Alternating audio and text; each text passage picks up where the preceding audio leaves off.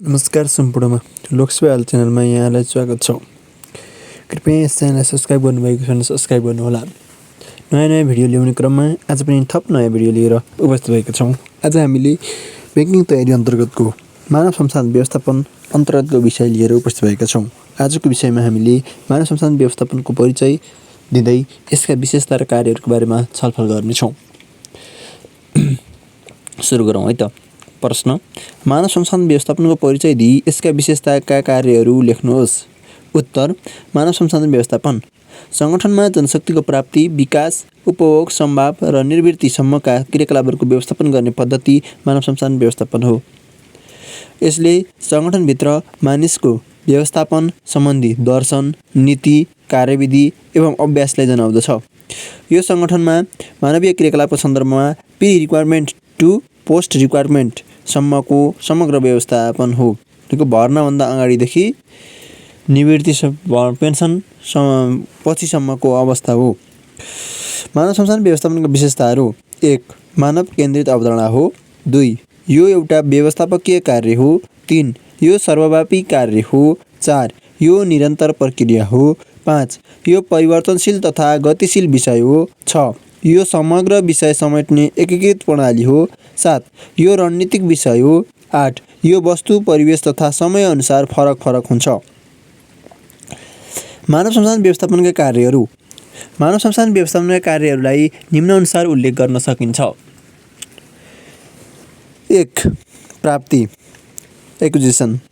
यसले सङ्गठनलाई आवश्यक पर्ने जनशक्तिलाई ठिक ठाउँमा ठिक समयमा प्रवेश निश्चित गर्दछ। यस अन्तर्गत तिम्रो क्रियाकलापहरू पर्दछन्: मानव संसाधन योजना। यस अन्तर्गत मौजुदा संसाधनको स्थिति, आकलन, आवश्यकताको पूर्वानुमान, आपूर्तिको पूर्वानुमान र योजना तर्जुमा जस्ता चरणहरू पर्दछन्। पहिलो, प्राप्ति अन्तर्गतको पहिलो कार्य विश्लेषण। यस अन्तर्गत कार्य विवरण तथा कार्य योग्यता विवरण जस्ता विषयहरू पर्दछन्। दोस्रो, भर्ना। यसले विभिन्न उपायहरूद्वारा खाली पदहरूमा योग्य उम्मेदवारहरूलाई निवेदन दिन आकर्षित गर्दछ। तेस्रो, छनौट। दरखास्त परेका उम्मेदवारहरूबाट योग्य व्यक्ति छान्ने प्रक्रिया हो। चौथो, पदस्थापना। छनौट गरिएका व्यक्तिहरूलाई उचित पद र ठाउँमा व्यवस्थापन गर्ने काम पदस्थापन हो। पाँचौँ, सामाजिकीकरण। नयाँ कर्मचारीहरूलाई कार्य वातावरण तथा साङ्गठनिक मूल्य र मान्यताबारे जानकारी दिनु सामाजिकीकरण हो। विकास कार्य। सङ्गठनमा भित्रिएका कर्मचारीहरूको क्षमता विकास गर्ने काम विकास हो। यस अन्तर्गत निम्न कुराहरू पर्दछन्: 1. आवश्यकताको विश्लेषण। 2. तालिम। 3.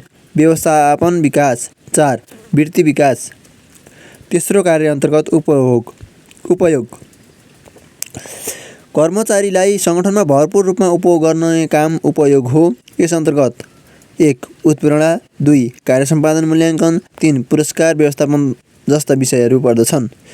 चौथो कार्य मानव संसाधन व्यवस्थापनको चौथो कार्य अन्तर्गत अनुरक्षण। यस कार्यले कर्मचारीलाई सङ्गठनमा रहिरहन निश्चित गर्दछ। यस अन्तर्गत निम्न कुराहरू पर्दछन्: 1. सुमधुर सम्बन्ध।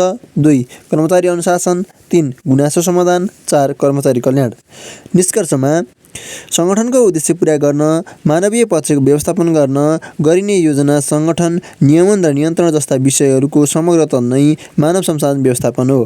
त्यसर्थ सङ्गठनमा मानव संसाधनको व्यवस्थापन गर्दा योग्यता प्रणाली, समावेशिता, कर्मचारीको चाहना जस्ता विषयलाई ध्यान दिएर right man in right place and right टाइम्सको सिद्धान्त पुनःपालना गर्नुपर्छ। अर्थात् सही मान्छे सही ठाउँ सही समयमा राख्नुपर्ने सिद्धान्तको पुनःपालना गर्नुपर्छ। समय सापेक्ष रूपमा सेवाको रूपान्तरण गर्न समयानुकूल रूपमा तालिम प्रदान गरिनुपर्दछ। साथै कर्मचारीको मनोबल उच्च हुने गरी उत्प्रेरणामूलक काम गरिनुपर्दछ